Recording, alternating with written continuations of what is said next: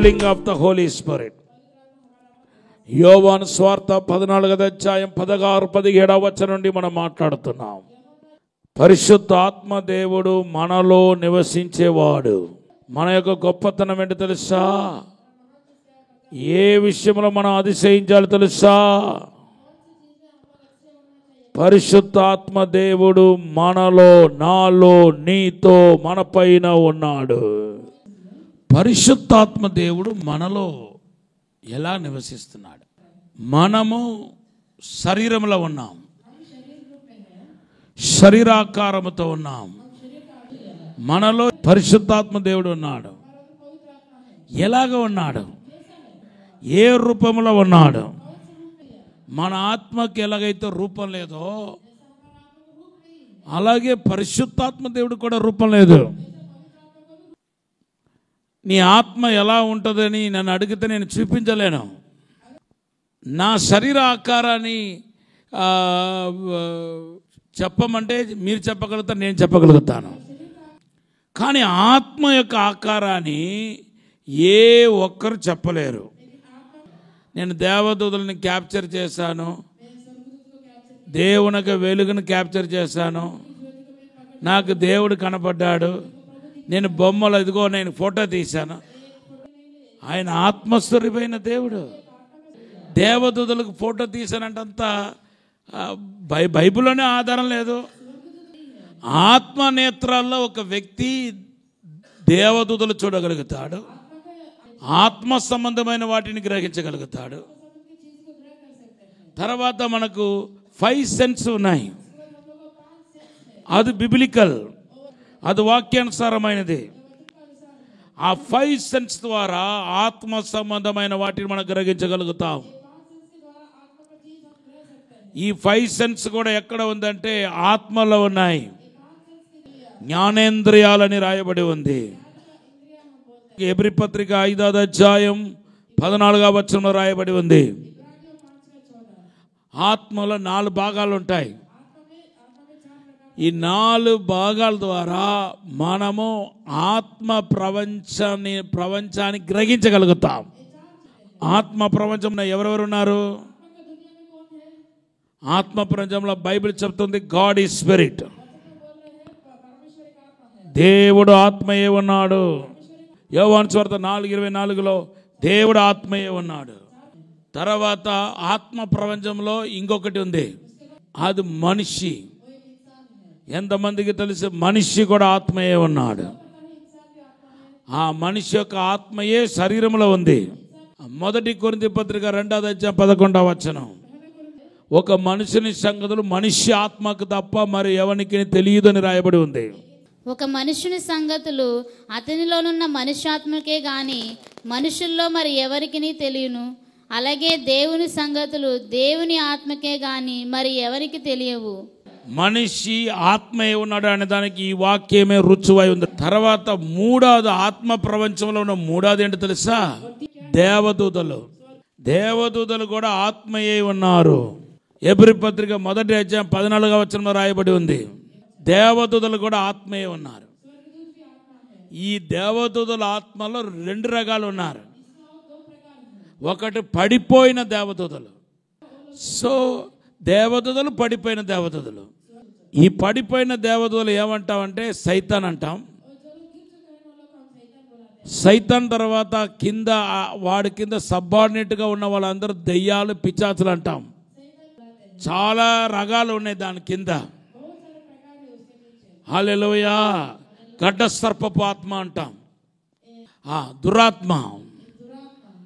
So ఇప్పుడు చూడండి, దేవుడు, మనిషి, దేవదూతలు, పడిపోయిన దేవదూతలు అనగా సైతాన్లు, సైతాను ఆడొక దూతలు, ఇవన్నీ ఆత్మ ప్రపంచంలో ఉన్నాయి. ఇవన్నీ ఆత్మలోనే క్రియ చేస్తాయి, ఆత్మ ద్వారానే క్రియ చేస్తాయి. వీటన్నిటికీ ఆత్మలు ఉన్నాయి. మన దేవుడు కూడా ఆత్మయే ఉన్నాడు. హల్లెలూయా. కానీ ఆత్మయే ఉన్న దేవుడు వాక్య రూపంలో క్రియ చేస్తాడు. అది అందుకొరకే బైబిల్ రాయబడి ఉంది, the spirit does what the word does. ఇప్పుడు ఆత్మ మనలో క్రియ చేయాలి, మనతో మాట్లాడాలి. ఎలా మాట్లాడుతుంది, ఎలా క్రియ చేస్తుంది? ఆత్మకు ఫిజికల్ బాడీ లేదు కదా. ఆత్మ అయిన దేవుడు ఎలా క్రియ చేస్తాడు? ఆత్మ అయిన దేవుడు వాక్కు రూపంలో క్రియ చేస్తాడు. ఎందుకంటే బైబిల్లో రాయబడి ఉంది, ఆది యందు వాక్యం ఉండేను, వాక్యం దేవుని యొద్ద ఉండేను, వాక్యమే దేవుడై ఉండేను. సో ఆత్మయే దేవుడు, వాక్యమే దేవుడు. సో వాక్య రూపములో దేవుని ఆత్మ అదృశ్యమైన రీతిలో క్రియ చేస్తాడు. నేను లోపల ఉన్నాను, ఆయన స్వరం మాత్రం నాకు వినపడుతుంది, ఆయన మాటలు మాత్రం వినపడుతుంది. ఇప్పుడు ఆయన చూడకపోయినా ఆయన మాటను బట్టి పలానా అతను నేను గ్రహించగలుగుతానా లేదా? మనిషి కనపడలేదు కదా, మరి నేను గ్రహించగలుగుతాను? మనిషి కనపడకపోయినా ఆ మనిషిని రిప్రజెంట్ చేసే ఆ వాయిస్, ఆ వర్డ్ ఉంది. నాకు మనిషి కనపడలేదు, కానీ మనిషి స్వరం మాత్రం ఎక్కడ ఉండి వినపడుతుంది. నేను ఏమంటున్నా, పలానా అతను ఉన్నాడు, మాట్లాడింది అతనే అని నేను గ్రహించగలుగుతా. ఆయన నాకు కనపడకపోయినా ఆయన స్వరం విని, ఆయన స్వరం తెలుసుకుని మాట్లాడింది పలానా అతనే అని నేను గ్రహించగలుగుతా. వర్డ్ వచ్చిందంటే ఎవరు వచ్చినట్టు లెక్క? ఆత్మదేవుడు వచ్చినట్టు లెక్క. నా లోపల వర్డ్ వస్తుంది, ఒక వాక్కు వస్తుంది, ఒక ఆదరణ కలిగించే మాటలు వస్తుంది. హోలీ స్పిరిట్ మాట్లాడుతున్నాడు. హల్లెలూయా. మరి ఎవరు లోపల ఉన్నారు? పరిశుద్ధాత్మ దేవుడు ఉన్నాడు.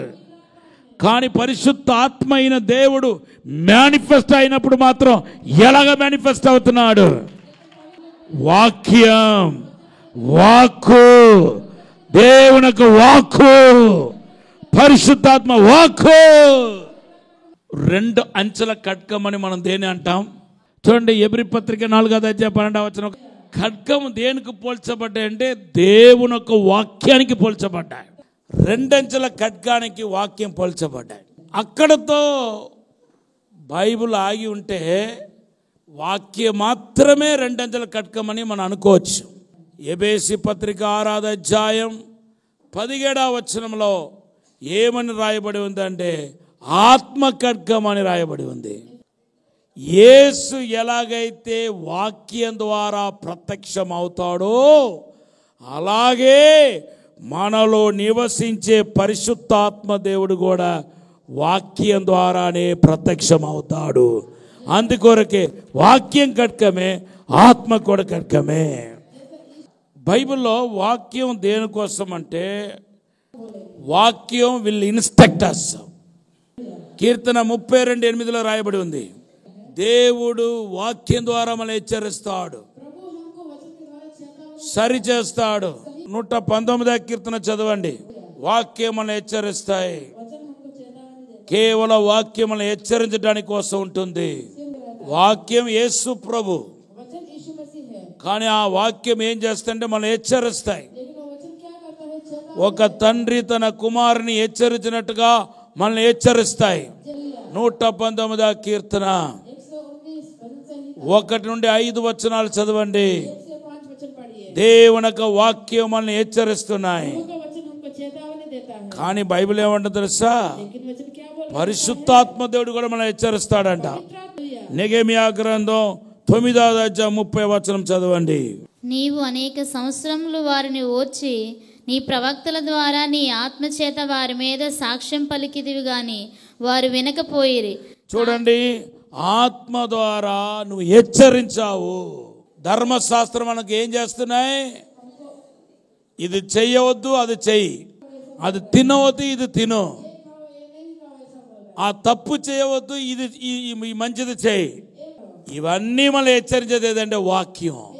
పరిశుద్ధాత్మ గురించి బైబిల్లో ఏమని రాయబడి ఉందంటే 2 తిమోతి పత్రిక 3:16-17 దైవజనులు సన్నద్ధుడై ప్రతి సత్కార్యమునకు పూర్ణముగా సిద్ధపడి ఉండినట్లు దైవావేశం వలన కలిగిన ప్రతి లేఖనము ఉపదేశించుటకును, ఖండించుటకును, తప్పుదిద్దుటకును, నీతి యందు శిక్ష చేయుటకును ప్రయోజనకరమై ఉన్నది. ఇక్కడ వాక్యాన్ని గురించి మాట్లాడుతున్నాడు చూడండి. నెహెమ్యా గ్రంథం 9:30 ఆత్మ చేత హెచ్చరించబడటానికి గురించి, instruct by Holy Spirit, instruct by God, instruct by Spirit of God. కానీ 2 తిమోతి పత్రిక 3:16-17 instruct by word. When Jesus wants to manifest, display, he will display by word. At the same time, when the Spirit of the Lord will display, manifest, he will manifest same like Jesus' word. ఎందుకంటే తండ్రి కుమార పరిశుద్ధాత్మ ఏకమై ఉన్నారు. Now Holi spirit ఏం చేస్తాడంటే, ప్రధానమైన పని ఏంటంటే బోధకుడు. ఆయన పేరే బోధకుడు. యోహాను సువార్త 14:26 చదవండి. ఆదరణకర్త అనగా తండ్రి నా నామమును పంపవు పరిశుద్ధాత్మ సమస్తమును మీకు బోధిస్తాడు. He will teach you. యోహాను సువార్త 6:45 పరిశుద్ధాత్మ దేవుడు వాక్యం మనకు బోధిస్తుంది. పరిశుద్ధాత్మ కూడా బోధిస్తున్నాడు. So most of the time Holy Spirit తన్ను తానే దేని ద్వారా ప్రత్యక్షపరచుకుంటాడంటే వాక్కు ద్వారానే. దాని మీదే మనసు పెట్టాలి మీరు. దేవుని యొక్క వాక్కు ఏం చేస్తా తెలుసా? దేవుని యొక్క వాక్కు మనల్ని ఒప్పింపజేస్తాయి. పరిశుద్ధాత్మ దేవుడు మనల్ని ఒప్పింపజేస్తాడు. హల్లెలూయా. వాక్యం మనల్ని ఒప్పింపజేస్తాయి. చూడండి, మొదటిగా ఆత్మ ఏం చేస్తుందో చూద్దాం.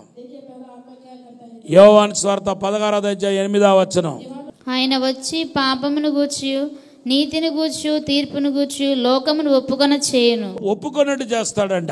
వాక్యం ఏం చేస్తా చూద్దాం. తీతు పత్రిక 1:9 తాను హితబోధ విషయమై జనులను హెచ్చరించుటకును, ఎదురాడు మాట ఖండించుటకును శక్తి గలవాడగునట్లు ఉపదేశం అనుసరించి నమ్మదగిన బోధన గట్టిగా చేపట్టువాడునై ఉండవలెను. పరిశుద్ధాత్మ దేవుడు మనల్ని ఒప్పింపజేస్తాడు. వాక్యం ఏం చేస్తుంది? పరిశుద్ధాత్మ వాక్యానికి ఉన్న ప్రధానమైన పని ఏంటి చెప్పనా? వాక్యం మనల్ని పవిత్రపరుస్తాయి. హల్లెలూయా. వాక్యం వింటా ఉంటే పవిత్రమవుతా ఉంటాం. వర్డ్ ఏం చేస్తాయి అంటే మనల్ని పవిత్రపరుస్తాయి. అది వాక్యానికి ఉన్న ప్రత్యేకత. యోహాను సువార్త 17:17 2 తెస్సలోనిక పత్రిక 2:13 బైబిల్ చెప్తుంది దేవునికి వాక్యం మనల్ని పవిత్రపరుస్తాయంట. మరి ఆత్మ సంగతి ఏంటి? ఆత్మ కూడా మనల్ని పవిత్రపరుస్తాడు. రోమా పత్రిక 15:16 1 కొరింథీ పత్రిక 6:11 దేవుని ఆత్మ, దేవునికి వాక్యం ఎలాగైతే ఏ క్రమములైతే మనల్ని పరిశుద్ధపరుస్తుందో దేవుని ఆత్మ కూడా అలాగే మనల్ని పరిశుద్ధపరుస్తున్నాడు. What does the Spirit of God also does. దేవుని వాక్యం ఏదైతే చేస్తుందో అదే దేవుని ఆత్మ కూడా చేస్తాడు. దేవుడు వాక్యమై ఉన్నాడు. ఆయన ప్రత్యక్షం అవటానికి, మేనిఫెస్ట్ అవటానికి వాక్యం ద్వారానే ప్రత్యక్షం అవుతాడు. అలాగే దేవుని ఆత్మ కూడా వాక్యం ద్వారానే ప్రత్యక్షం అవుతాడు. దేవుని యొక్క వాక్యం మనల్ని ఆదరిస్తాయి.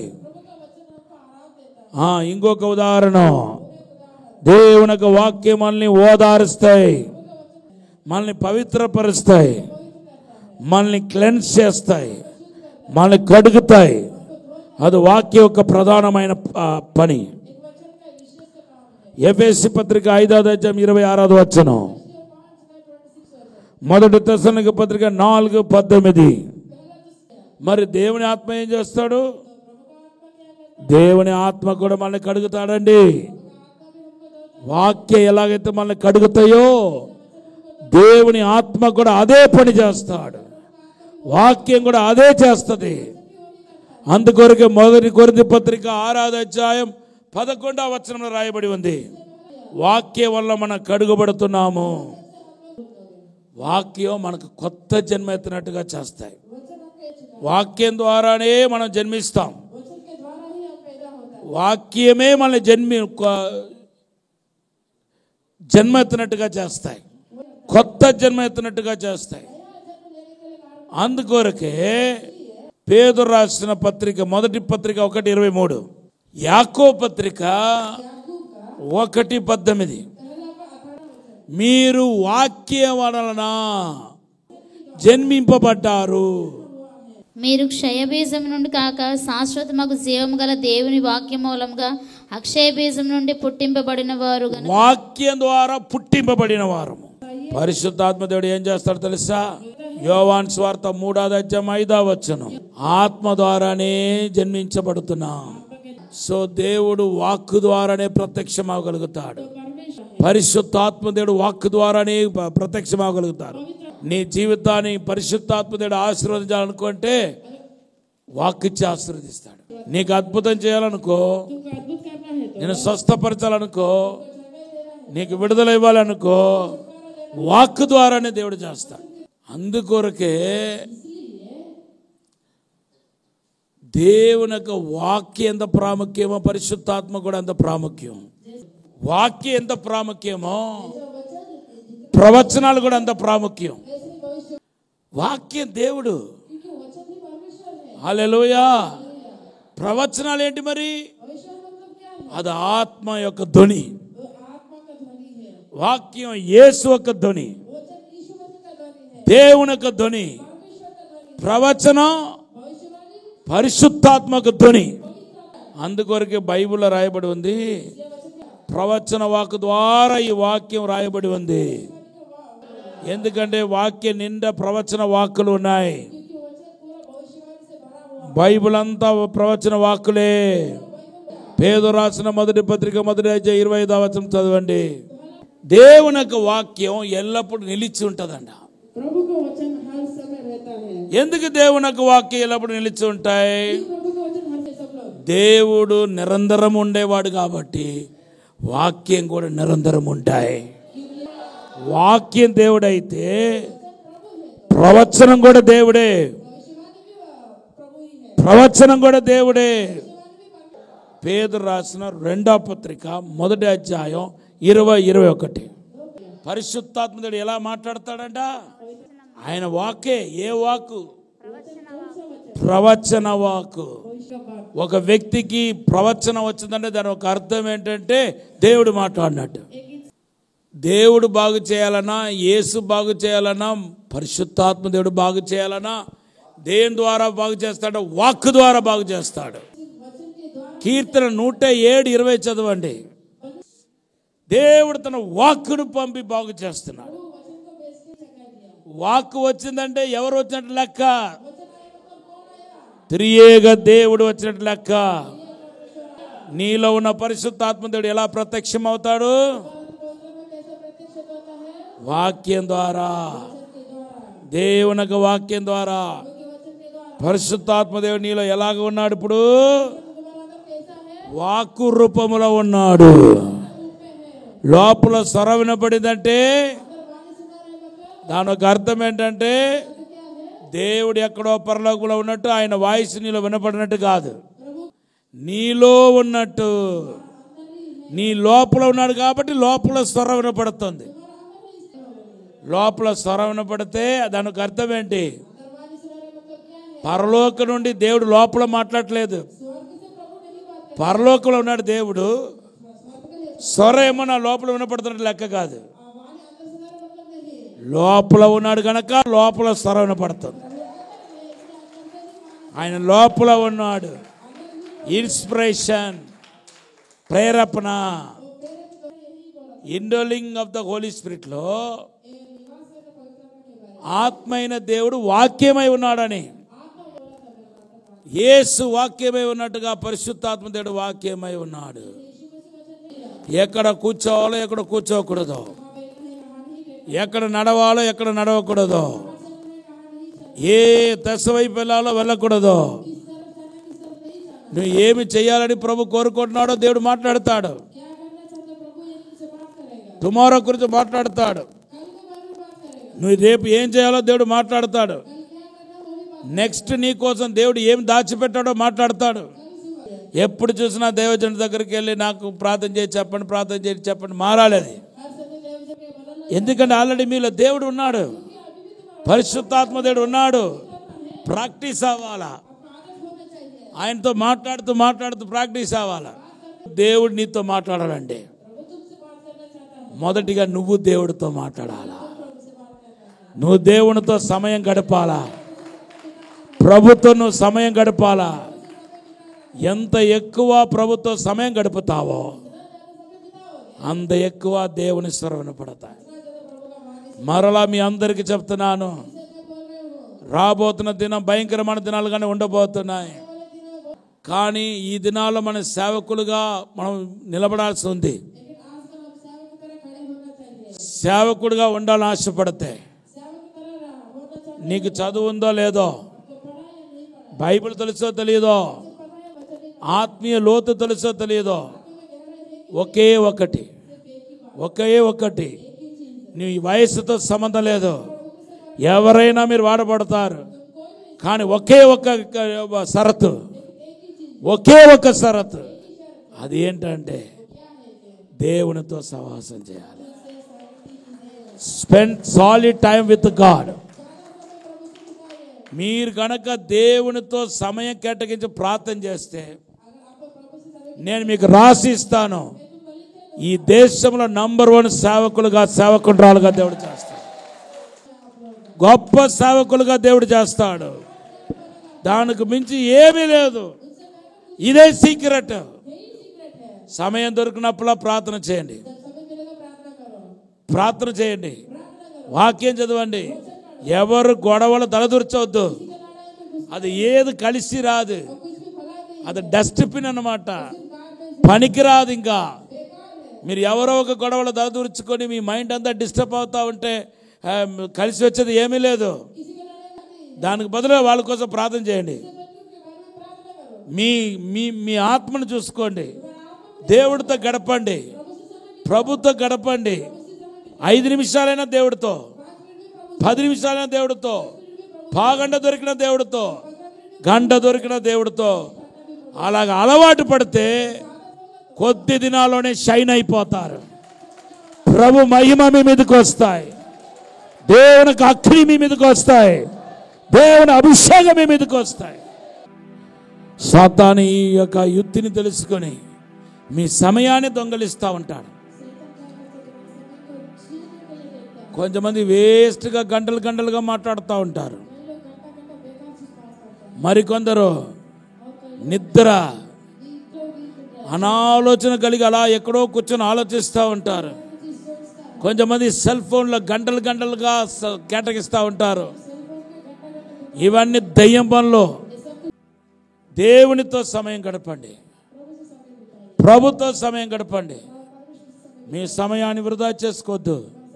ఇప్పుడైనా మేలుకొని దేవుడితో గడపండి. నేను నా సమయం అంతా దేవుడితో గడుపుతా, దేవునితో ఉంటాను. ప్రభు పరిశుద్ధము నమ్మకమైన పరలోక తండ్రి, నీకు వందనాలు ప్రభువా. మమ్మల్ని క్షమించండి ప్రభువా, మమ్మల్ని పవిత్రపరచండి ప్రభువా. అయ్యా మేము మీతో గడపలేదు తండ్రి, మా సమయం అంతా దొంగిలించబడ్డాయి ప్రభా. నువ్వు మాలో ఉన్నావు, మేము మీలో ఉన్నాం. మమ్మల్ని ప్రభా స్థిరపరచండి, పరిశుద్ధాత్మతో నింపండి, అగ్నితో నింపండి, నీతో సవాసం చేసే కృప దయచేయండి. నిందలు నేరాలు అవమానాలు కొట్టివేయండి ప్రభా. అభిషేకముతో నింపండి, పరిశుద్ధాత్మ శక్తితో నింపండి. మా సమయం అంతా నీకే ప్రభువా, నీతో గడిపే దయచేయండి ప్రభా. నీతో సహాసం చేసే కృప దయచేయండి. నీ వెలుగుతో నింపండి ప్రభా. యేసు నామములో అడిగి వేడుకుంటున్నాము తండ్రి. ఆమేన్. రాజమహేంద్రవరంలో దహించు అగ్ని సేవకుల కూడిక ఏప్రిల్ 30వ తేదీన ఉదయం 10 గంటల నుండి ప్రారంభించబడును. ముఖ్య ప్రసంగికులు డాక్టర్ థామస్ గారు, దహించు అగ్ని మినిస్ట్రీస్ రాజమహేంద్రవరం. స్థలం దహించు అగ్ని ఆడిటోరియం, నటరాజ్ థియేటర్, రాజమహేంద్రవరం. మరిన్ని వివరాలకు 9494940072 మరియు 73.